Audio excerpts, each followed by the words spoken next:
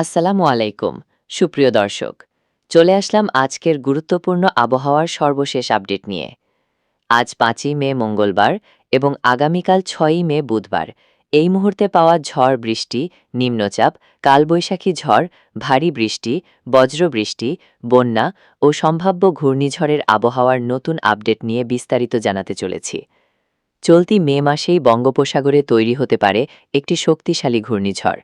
ইতিমধ্যেই সাগর উত্তাল হতে শুরু করেছে এবং আবহাওয়া বিশ্লেষকদের মতে একটি শক্তিশালী সিস্টেম তৈরি হওয়ার সম্ভাবনা রয়েছে। এই সম্ভাব্য ঘূর্ণিঝড়টির নাম অর্ণব হতে পারে এবং এটি শক্তিশালী আকার ধারণ করলে উপকূলীয় এলাকায় জলোচ্ছ্বাসের আশঙ্কা তৈরি হতে পারে। তাই উপকূলীয় এলাকার বাসিন্দাদের আগাম সতর্ক থাকার জন্য বলা হচ্ছে। এছাড়া আজও দেশের বিভিন্ন জেলায় বিক্ষিপ্তভাবে কালবৈশাখী ঝড় ও বজ্রসহ বৃষ্টির সতর্কতা রয়েছে। টানা বৃষ্টির কারণে দেশের উত্তরাঞ্চলের কিছু এলাকায় বন্যা পরিস্থিতির সৃষ্টি হয়েছে এবং হাজার হাজার একর ফসলি জমি পানির নিচে তলিয়ে গেছে বলে জানা গেছে। ইতিমধ্যেই আবহাওয়া অধিদপ্তর থেকে বিশেষ সতর্কবার্তা জারি করা হয়েছে এবং পরবর্তী ২৪ থেকে ৪৮ ঘণ্টা খুবই গুরুত্বপূর্ণ বলে উল্লেখ করা হয়েছে। এখন জেনে নেওয়া যাক আগামী ২৪ থেকে ৪৮ ঘণ্টার আবহাওয়া পরিস্থিতি কেমন থাকতে পারে। বাংলাদেশ সহ ভারতের পশ্চিমবঙ্গ, আসাম, মেঘালয় ও ত্রিপুরা অঞ্চলে বিক্ষিপ্তভাবে বৃষ্টি ও বজ্রসহ কালবৈশাখী ঝড় হতে পারে। বিশেষ করে ঢাকা, খুলনা, বরিশাল, চট্টগ্রাম, ময়মনসিংহ ও সিলেট বিভাগের বিভিন্ন জেলায় দমকা হাওয়াসহ বৃষ্টিপাতের সম্ভাবনা রয়েছে। এই মুহূর্তে দেশের আকাশের অবস্থা যদি আমরা দেখি, তাহলে দেখা যাচ্ছে অধিকাংশ জেলায় আকাশ আংশিক মেঘলা থেকে মেঘাচ্ছন্ন রয়েছে। রাজধানী ঢাকা, গাজীপুর, নরসিংদী, কিশোরগঞ্জ এলাকায় বিক্ষিপ্তভাবে বৃষ্টি হচ্ছে। এছাড়া মাদারীপুর, ফরিদপুর, বরিশাল, খুলনা, সাতক্ষীরা, কুমিল্লা ও নোয়াখালী অঞ্চলেও যে কোনো সময় বৃষ্টি বা বজ্রসহ বৃষ্টি শুরু হতে পারে।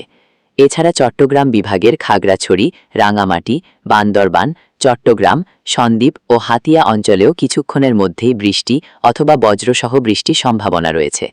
উপকূলীয় এলাকায় দমকা হাওয়া বইতে পারে এবং নদীবন্দরগুলোকে সতর্ক অবস্থায় থাকতে বলা হয়েছে। এবার আজ রাতের আবহাওয়ার দিকে নজর দেয়া যাক। আজ রাতের শেষ ভাগে রংপুর বিভাগের কুড়িগ্রাম, লালমনিরহাট, ঠাকুরগাঁও, পঞ্চগড়, গাইবান্ধা এবং তেঁতুলিয়া এলাকায় বিক্ষিপ্তভাবে বজ্রসহ বৃষ্টি এবং কালবৈশাখী ঝড় হতে পারে। এছাড়া ময়মনসিংহ, জামালপুর, নেত্রকোনা, শেরপুর এবং বগুড়া অঞ্চলেও মাঝারি ধরনের বৃষ্টিপাতের সম্ভাবনা রয়েছে। ভোর রাতের দিকে দেশের অনেক জায়গায় আকাশ কিছুটা পরিষ্কার হতে পারে, তবে কোথাও কোথাও মেঘ জমে আবারও বৃষ্টির সৃষ্টি করতে পারে। সকাল ৬টা থেকে ৮টার মধ্যে ঢাকা, টাঙ্গাইল, সিরাজগঞ্জ, বগুড়া, রাজশাহী, চাঁপাইনবাবগঞ্জ এলাকায় বিক্ষিপ্তভাবে বৃষ্টি অথবা কালবৈশাখী ঝড় হতে পারে। ময়মনসিংহ, জামালপুর, নেত্রকোনা এলাকাতেও একই ধরনের আবহাওয়া বিরাজ করতে পারে। সকাল বাড়ার সাথে সাথে দেশের আকাশ আংশিক মেঘলা থেকে মেঘাচ্ছন্ন থাকতে পারে এবং কিছু এলাকায় রোদ উঠলেও দুপুরের দিকে আবার মেঘ জমে বৃষ্টি হতে পারে। দুপুর ১১টা থেকে ১টার মধ্যে ফরিদপুর, মাদারীপুর, গোপালগঞ্জ, নোয়াখালী, চাঁদপুর, লাক্ষ্মীপুর এলাকায় বজ্রসহ বৃষ্টিপাত হতে পারে। খুলনা ও বরিশাল বিভাগের উপকূলীয় অঞ্চল যেমন সাতক্ষীরা, শ্যামনগর, পটুয়াখালী, ভোলা ও কুয়াকাটা এলাকায় দমকা হাওয়াসহ বৃষ্টির সম্ভাবনা রয়েছে। এছাড়া নদীবন্দর সমূহকে সতর্ক সংকেত দেখাতে বলা হতে পারে যদি বৃষ্টির তীব্রতা বৃদ্ধি পায়। উপকূলীয় এলাকায় অবস্থানরত মাছ ধরার ট্রলার ও নৌযানগুলোকে কাছাকাছি নিরাপদ স্থানে থাকার জন্য নির্দেশনা দেওয়া হয়েছে। এদিকে আন্তর্জাতিক আবহাওয়া মডেল অনুযায়ী আগামী ১১ মের দিকে বঙ্গোপসাগরে একটি সার্কুলেশন তৈরি হতে পারে, যা ধীরে ধীরে নিম্নচাপে রূপ নিতে পারে। এরপর ১২ থেকে ১৩ মে এটি আরও শক্তিশালী হয়ে ঘূর্ণিঝড়ে পরিণত হওয়ার সম্ভাবনা রয়েছে।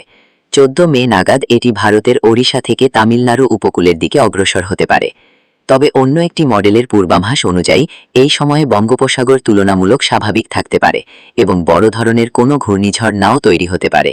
তাই এখনই নিশ্চিতভাবে কিছু বলা যাচ্ছে না এবং পরিস্থিতি নিয়মিত পর্যবেক্ষণ করা হচ্ছে। এই সম্ভাব্য সিস্টেমের প্রভাবে বাংলাদেশ ও ভারতের কিছু অঞ্চলে ১৪ থেকে ১৫ মে এর মধ্যে বৃষ্টি ও ভারী বৃষ্টিপাতের সম্ভাবনা রয়েছে।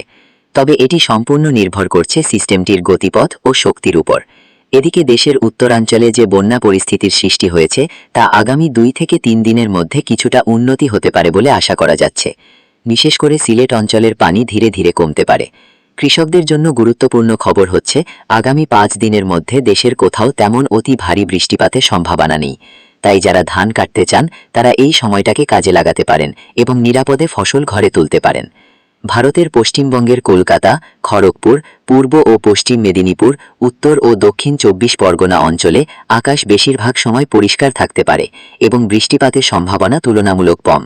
সবশেষে বলা যায়, আবহাওয়া পরিস্থিতি দ্রুত পরিবর্তনশীল, তাই আতঙ্কিত না হয়ে সর্বশেষ আপডেটের দিকে নজর রাখুন এবং প্রয়োজনে স্থানীয় প্রশাসনের নির্দেশনা মেনে চলুন।